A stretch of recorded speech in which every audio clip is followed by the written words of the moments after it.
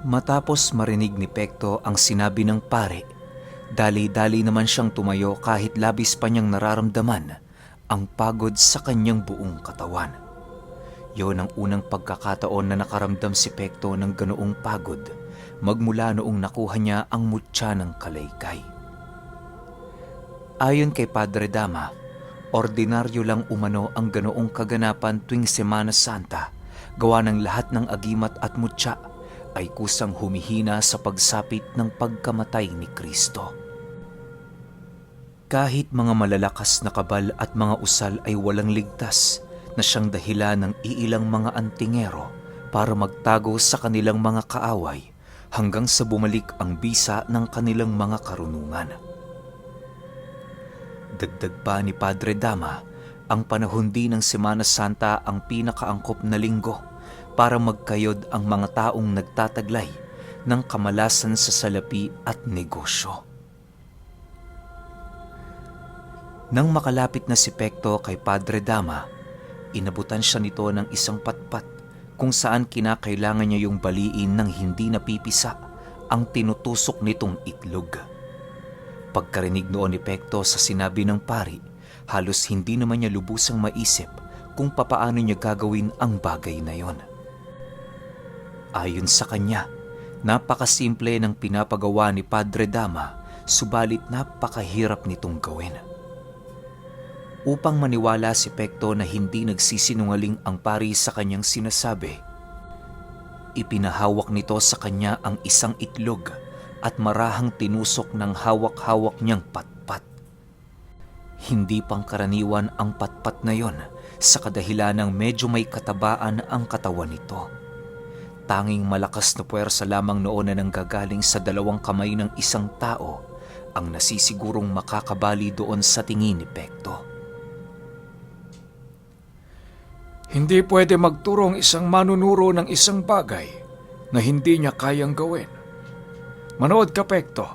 Pakiramdaman mo kung ano ang gagawin ko. Tingnan mo ng mabuti ang bawat galaw ng katawan ko. Kapag nasipat mo ang sikreto kung papaano mapisa ang itlog na ito, natitiyak ko sa iyo, napakadali lang nitong gawin. Wika ni Padre Dama habang hinahawakan ang patpat. Matapos nitong makapagsalita, bigla naman yung napatitig sa itlog na hawak ni Pekto habang marahan itong tinutusok. Paglapat ng dulo ng patpat sa itlog, buong lakas naman yung diniina ni Padre Dama na siyang naging sanhi upang mahati ang patpat sa dalawa. Dahil sa nakita noon ni Pekto, halos hindi niya maiwasang mapaisip gawa ng papaanong nabali ang patpat na yon, gayong idiniin ito ni Padre Dama sa malambot na balat ng itlog. Habang pinag-iisipan yun ni Pekto, hindi niya napansin ang pag-abot sa kanya ni Padre Dama ng patpat. Ikaw naman, Pekto. Gawin mo kung ano ang ginawa ko. Huwag mong alalahanin kung mapipisak mo ang itlog. May mga reserba akong dinala rito. Wika ni Padre Dama. Kasabay ng pagwika nito ay siya namang pagkuha ni Pekto ng patpat at marahang pagtarak sa balat ng itlog. Pagtusok niya ng patpat doon, hindi na siya nagulat sa resulta, gawa ng inaasahan na niyang mapipisak ang itlog dahil sa kanyang pagtusok.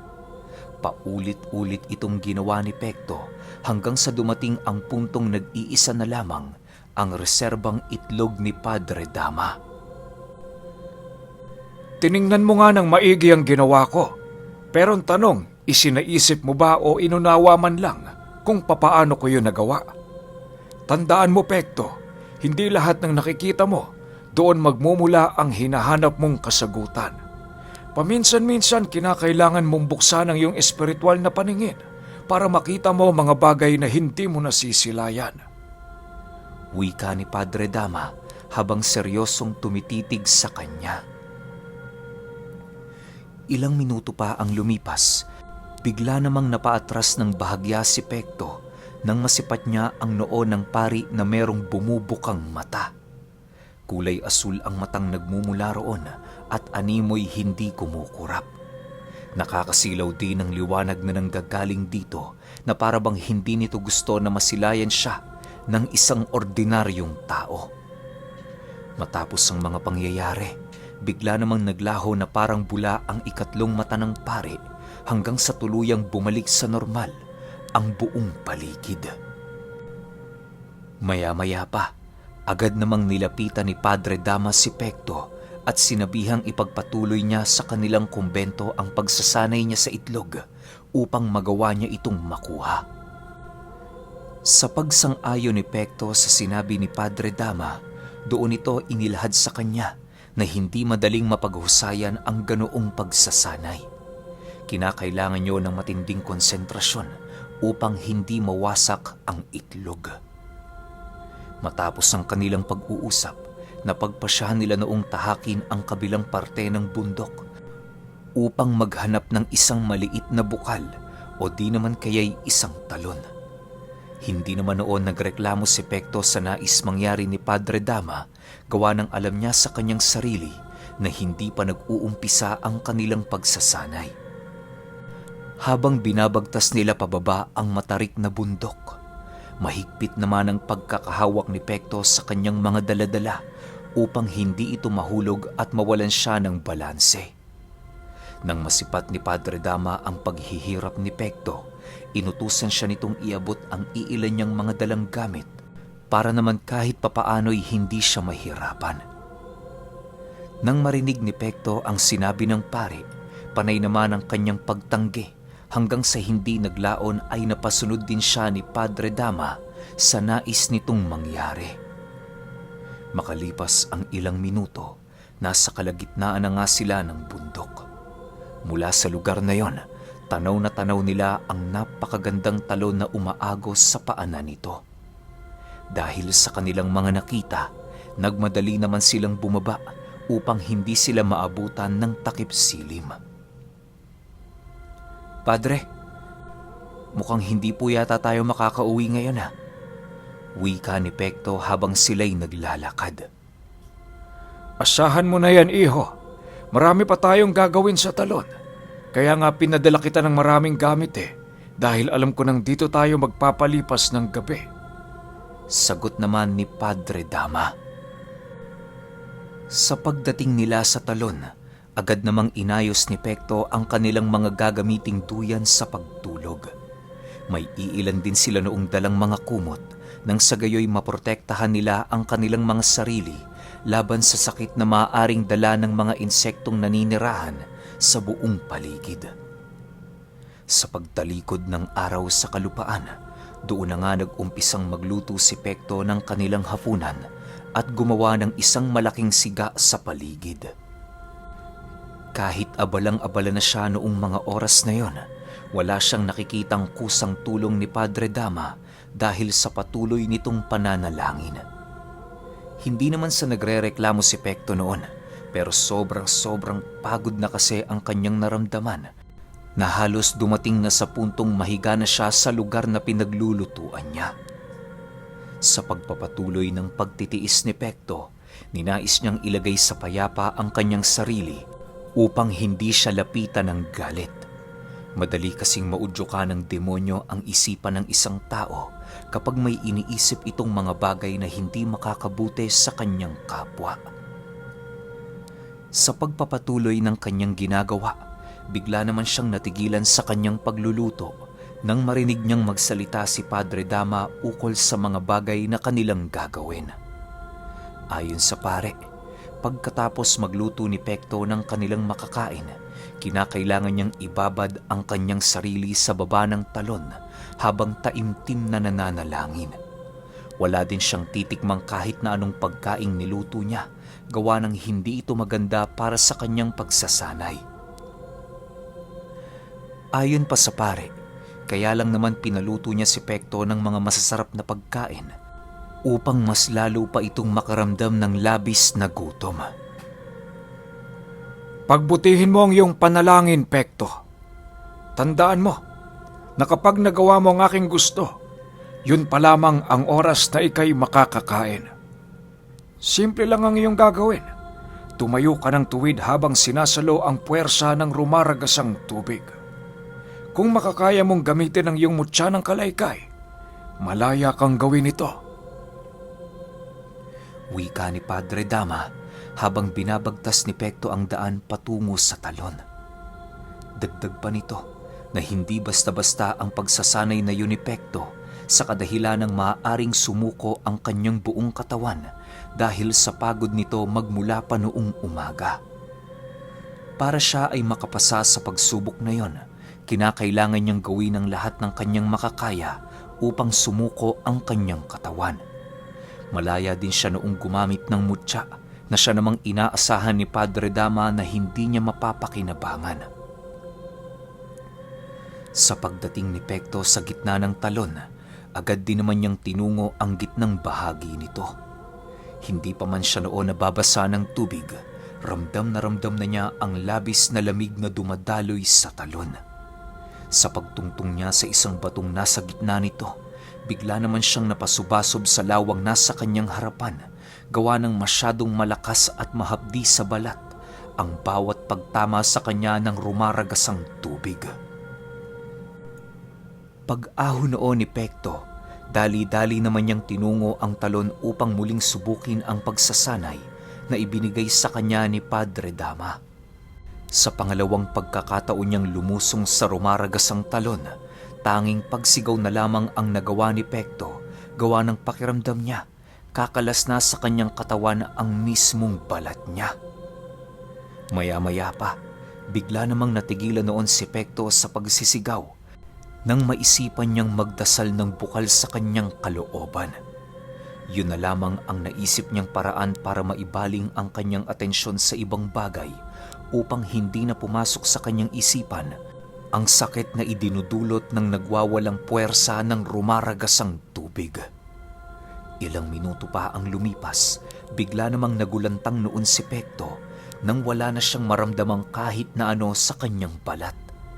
Animoy ang pagbuhos ng rumaragasang tubig sa kanyang katawan ay maihahalin tulad na lamang niya sa isang mahinang pagtulo ng tubig nang sa hindi malamang dahilan. Pero kapag dumarating ang puntong itinitigil ni Pekto ang pagdarasal, bumabalik ang sakit na pinipilit niyang takasan.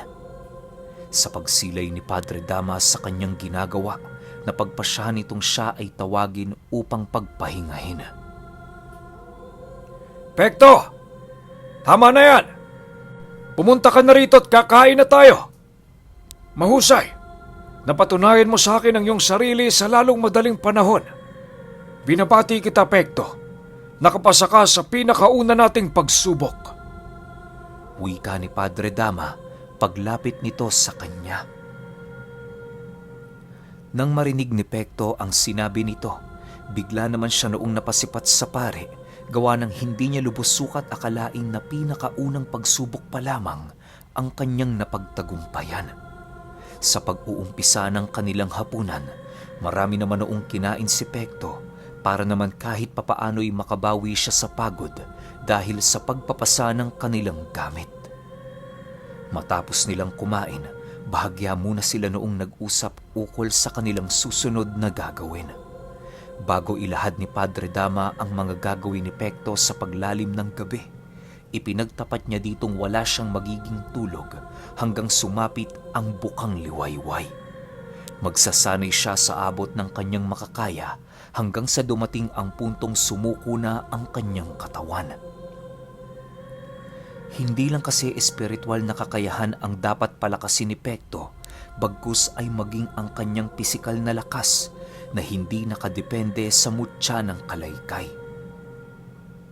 Bago magpahinga noon si Padre Dama, ninais niyang tawagin ang kanyang dalawang gabay na palagi niyang kasama sa pakikipagdigma. Yon ang magiging tagapagturo at makakalaban ni Pekto sa buong gabi niyang pagsasanay. Sa paglitaw ng dalawang mangangabayo sa likurang bahagi ng pare, bigla namang nasipat ni Pekto ang matatalas na espada nito na animoy kayang pumunit ng kaluluwa ng tao kung papalarin siyang tamaan nito. Habang pinagmamasdan pa lamang niya ang mga nilalang na yon, hindi na niya mapigilang masindak at magulat dahil sa lakas ng mga presensyang ipinaparamdam ng mga ito sa buong paligid. Pekto, ipinapakilala ko sa iyo ang dalawang gabay ko. Wala silang mga pagkakakilanlan sapagkat sila ang mga gabay ng aming mga ninuno. Sinasabi ng aking ama, sila ang pinakahuli-hulihang dato ng aming pinagmulang tribo na nangakong magiging tagapagbantay ng mga taong uusbong sa kanilang hanay. Huwag kang mag-alala, Pekto. Kung ano ang inuutos ko sa mga gabay ko, asahan mong yun lang din ang kanilang gagawin. O paano? Ako'y matutulog na. Pag-igihan mo ang iyong pag-iensayo. At siya nga pala, wala ka din palang gagamiting armas maliban sa punyal na tangan mo. Seryosohin mo ang pagsasanay na ito, Pekto, na para bang nakataya rito ang iyong buhay. Wika ng matanda habang naglalakad papalapit sa kanya. Nang marinig ito ni Pekto, tumangulang naman siya at mabilisang binunot sa kanyang bewang ang dalawa niyang punyal. Pagdating naman ni Padre Dama sa duyan nilang ginawa, agad din naman itong humiga at walang pag-aatubiling natulog. Ilang minuto pa ang lumipas, kasalukuyang nakatayo pa rin si Pekto sa harapan ng mga nilalang. Iniiwasan niya pa noong gumawa ng kahit na anong bagay sa kadahilan ng pinakikiramdaman niya pa ang kanyang mga kalaban. Maya-maya pa, bigla naman siya noong napaatras sa kanyang kinatatayuan nang masipat niya ang isang napakatikas na kabayo na sumugod sa kanyang kinaroroonan. Paghampas naman ito sa kanya ng napakatalas nitong espada, buong lakas naman niya itong sinalag sa pamamagitan ng kanyang punyal. Subalit dahil sa nag-uumapaw na pisikal na lakas ng gabay ni Padre Dama, kung kaya't biglang tumilapon ang mga punyal ni Pekto. Pagsilay niya sa kanyang mga kamay, laking gulat na lamang niya nang masipat niya itong labis ang panginginig at halos hindi na matiklop. Maya-maya pa, bigla naman siyang napatakbo sa kanyang kinaroroonan nang muli niyang masipat ang dalawang gabay ni Padre Dama na walang patid ang ginagawang pagsugod sa kanya.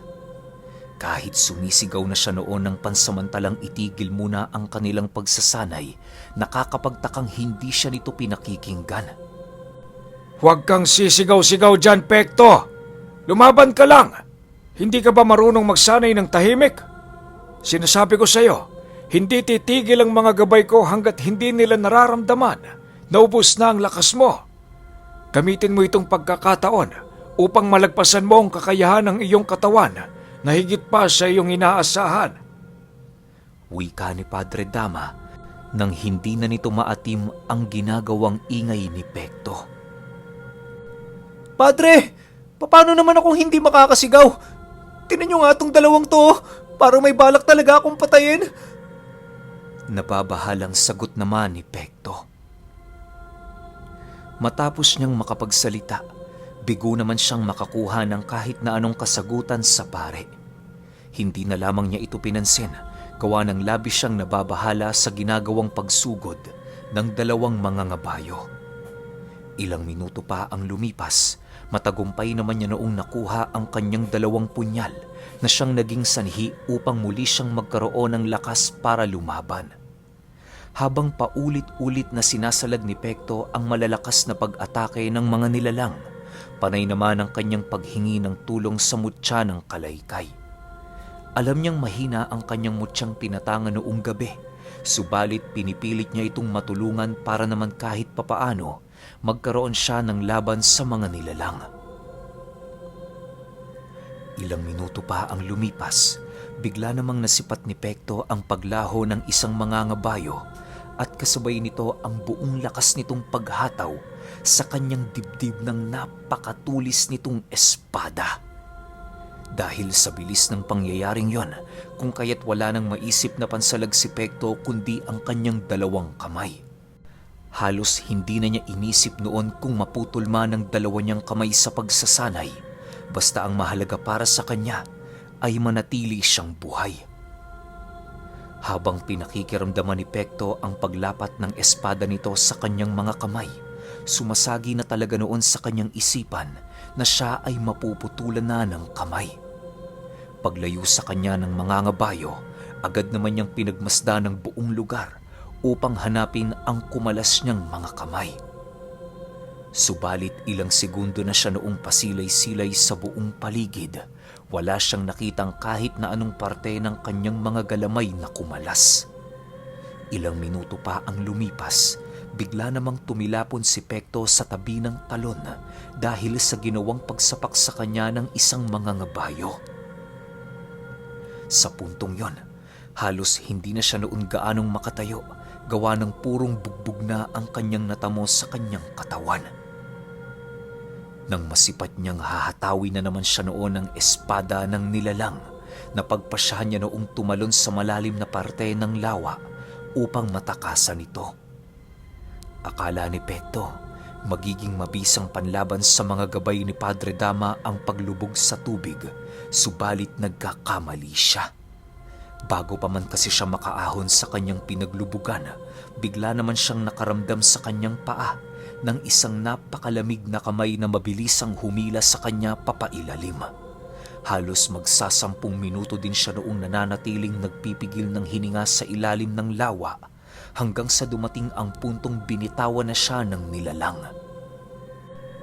Kahit nagdidilim na noon ang paningin ni Pekto at nawawala na siya ng malay, pinilit niya pa ring makaahon para humigop ng hangin. Sa pagdating niya sa itaas ng tubig, halos panay naman ang kanyang pagsuka ng kanyang mga nainom upang mabawasan ang bigat ng kanyang katawan. Palubog-lubog na dinoon ang kanyang pagmumuka sa lawa, gawa ng wala ng lakas ang kanyang katawan para magpalutang. Sa pagdating ni Pekto sa gilid ng talon, nasipat naman niya ang dalawang gabay ni Padre Dama na nananatiling nasa kabayo habang nakatingin sa kanya. Padre Dama! Hindi ko na po kaya makipaglaban. Pakiusap, patigilin niyo na sila. Nang hihinang wika ni Pekto habang pinagmamasdan ang duyan na kinaroroonan ng pare. Matapos niyang makapagsalita, bigla naman niyang nasipat ang dalawang gabay nito na mabilisang sumusugod sa kanyang kinaroroonan. Paglapit ng mga nilalang, paulit-ulit na naman siya nitong pinagtatataga na siya namang buong lakas niyang iniilagan. Halos magkabukol-bukol na noon ang ulo ni Pekto dahil sa pagtama nito sa mga bato na nasa paligid. Nang mapagtanto ng dalawang gabay ni Padre Dama na masyadong mailap si Pekto sa kanilang mga espada, napagpasyahan na nila noong bumaba sa kanilang mga kabayo upang simulan na ang seryoso nilang pag-eensayo.